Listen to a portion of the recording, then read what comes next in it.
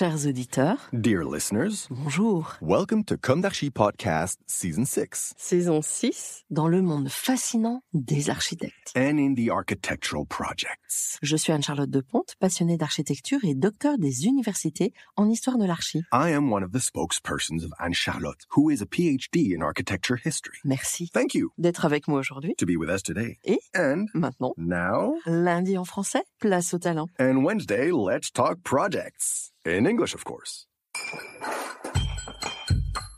Bienvenue dans Comme d'Archi. Chers auditeurs, bonjour. Bienvenue dans ce nouveau numéro de Comme d'Archi de l'été 2025 sur le thème Petite chronique et beau château. Avec justement, pour beau sujet aujourd'hui, le langage des pierres pour l'âme des rois, le château de Saint-Germain-en-Laye.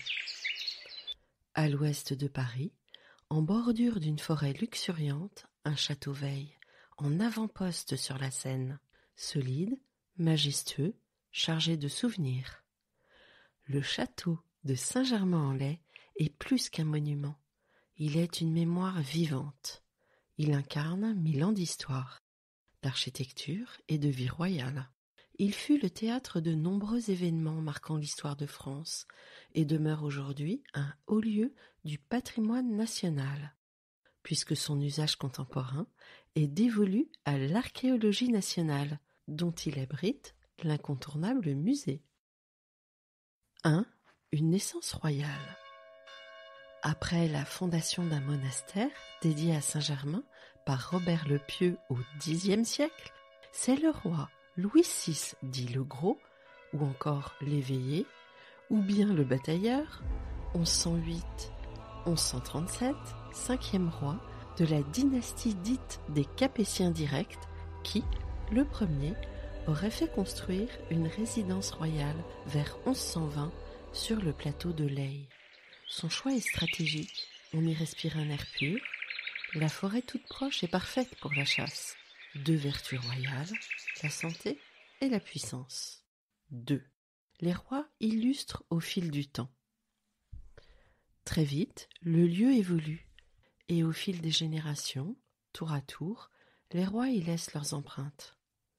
Philippe Auguste, 1165-1223, au tournant du XIIIe siècle, y fait bâtir un donjon massif, grosse tour carrée, de commandement et de défense, dans l'angle nord-ouest, incarnation du pouvoir féodal. Plus tard, Charles V, au XIVe, y aménage l'une de ses célèbres bibliothèques. La guerre et le savoir dans une même tour, ce que l'on perçoit comme l'ambivalence de l'époque médiévale. Mais reprenons le fil.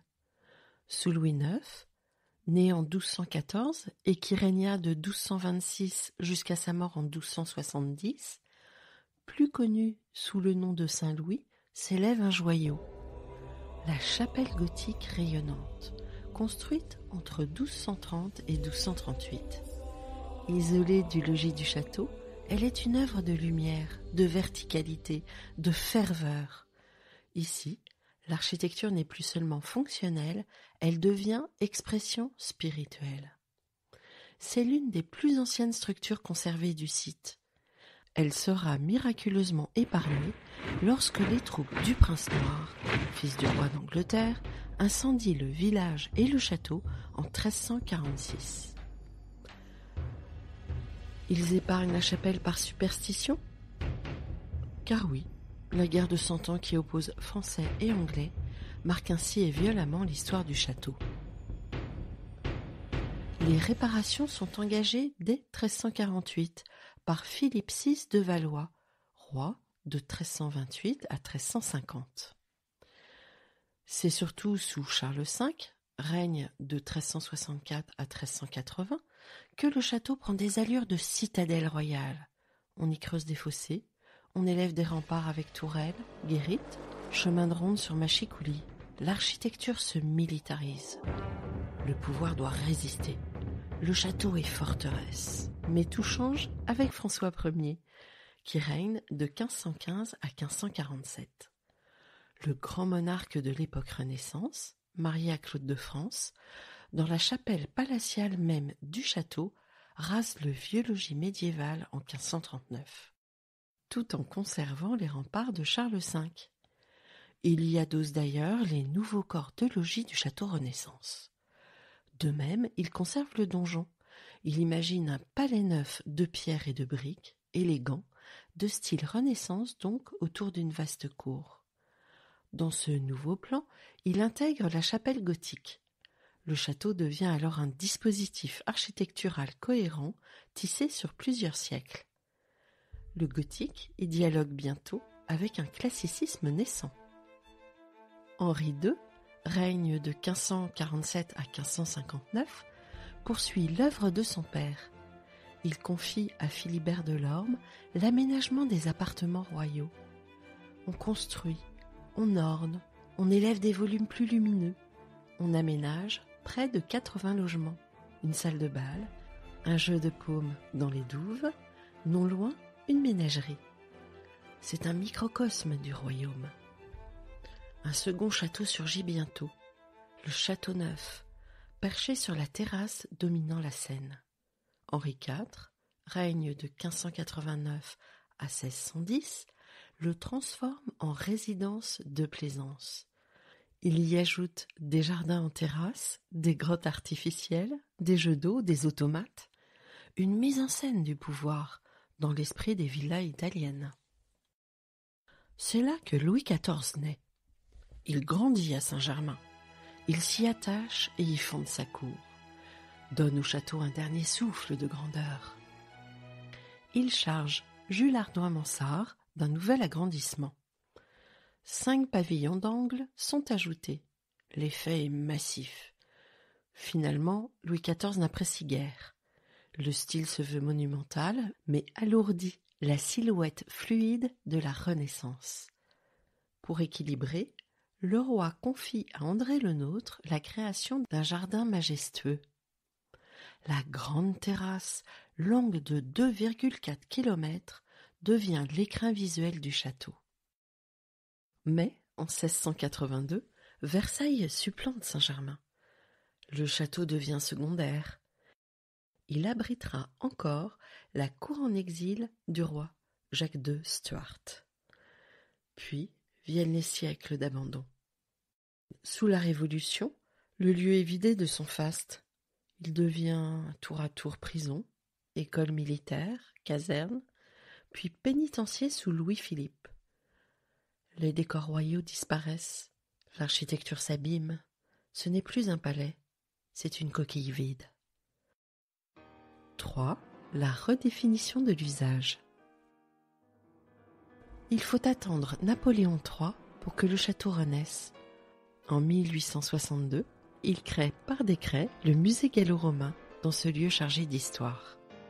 Il choisit pour cela un architecte de renom, Eugène Millet, disciple de Viollet-le-Duc. Ce dernier redonne au château son aspect Renaissance, tout en créant une muséographie novatrice. Le chantier est colossal.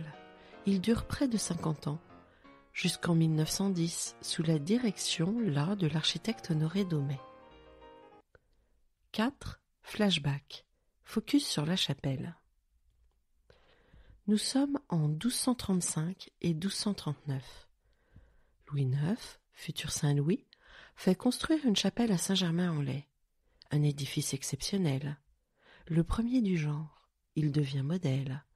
C'est lui qui inspire toutes les saintes chapelles, y compris celle de Paris.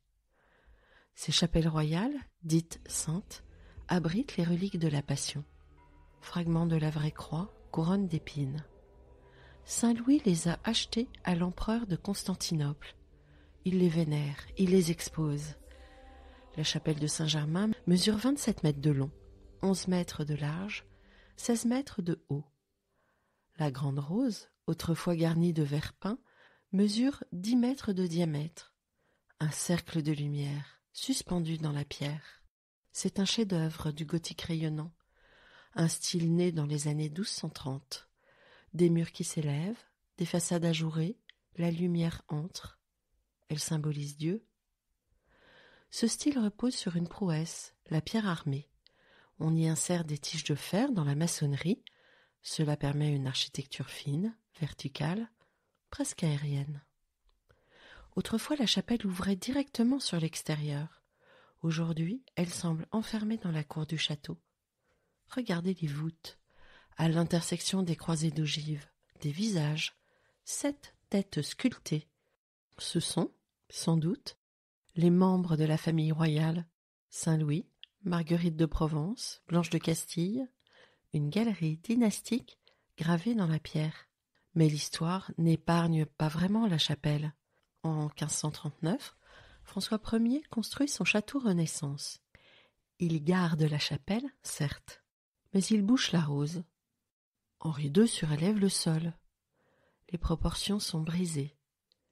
Louis XIII décore, Poussin, Vouet, peinture et boiserie. Puis vient Louis XIV. Mansart construit ses pavillons. La chapelle disparaît derrière les façades. Le toit est caché, l'édifice oublié. Au XIXe siècle, changement de cap. Napoléon III crée le musée des Antiquités nationales avec ses deniers, principalement. Il faut le restaurer, redonner vie. Eugène Millet présente son projet avec ablation des pavillons de Jules Ardoin-Mansart en faveur de la partie polychrome de François Ier. Il défend l'entité de la chapelle. Il prend la tête du chantier. Élève de Viollet-le-Duc, il est passionné. Il fait donc tomber les pavillons ajoutés et redonne en partie à la chapelle son visage du XIIIe siècle, sobrement. Aujourd'hui, elle se visite librement. Elle s'ouvre dans la cour, discrète mais majestueuse. Elle est bien là, encore vivante. Elle raconte un roi, une foi, une esthétique, un moment d'architecture pure. 5. Aujourd'hui. Derrière ces façades de briques et de pierre, dans ces galeries enserrant la grande cour, le château abrite le musée d'archéologie nationale. Il accueille des vestiges bien plus anciens que lui. Silex, statues gauloises, trésors mérovingiens. Là où jadis les rois logeaient, c'est maintenant la mémoire des peuples sans écriture qui s'expose. Le château de Saint-Germain-en-Laye n'est pas figé pour autant. Aujourd'hui, bien sûr, l'aspect extérieur est altéré, car la restauration et l'adaptation au programme de musée a engendré beaucoup d'intrusions dans les strates historiques. La cour intérieure restitue probablement une image assez fiable du château de la Renaissance. Et ce qui nous reste, en plus de la chapelle, du château polychrome, ce sont les quelques décors réalisés sous Louis XIII pour la chapelle, vestiges qui ornent la bibliothèque historique du château. Finalement, le château est un organisme architectural vivant, modelé par les ambitions, les peurs, les goûts, les régimes. Il a traversé les siècles en changeant de fonction, sans jamais renier son rôle, incarné, par la pierre, la continuité d'une puissance, royale, impériale, patrimoniale, et j'oserais dire au présent, mémorielle contre les flux destructeurs de l'artificiel. Ces pierres, elles proviennent essentiellement des carrières calcaires du bassin parisien, a priori des carrières situées à Marly-le-Roi, Saint-Leu-la-Forêt et du Vexin. Lorsque l'on sort du tube du RER A, trop souvent glauque, juste à ses pieds, au pied du château, qui fait partie de la ville désormais, c'est toujours surprenant par contraste, magnifique. Je prie, au sens symbolique, pour que ce sentiment d'éternité, incarné dans la matérialité, ce sentiment grand au sens littéral demeure. Pourtant, tout est si fragile, lorsque la mémoire vacille. Allons.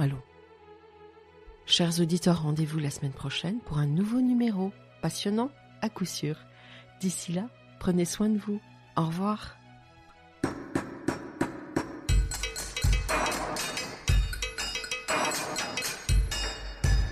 Chers auditeurs, merci pour votre écoute. N'oubliez pas de retrouver nos sujets en avant-première sur Instagram à l'adresse @comdarchipodcast. Si vous aimez ce podcast, favorisez sa diffusion en lui donnant 5 étoiles sur Apple Podcast, plus un petit commentaire, ou sur votre plateforme de podcast favorite. Et surtout, abonnez-vous pour écouter tous nos épisodes gratuitement. À bientôt et d'ici là, prenez soin de vous.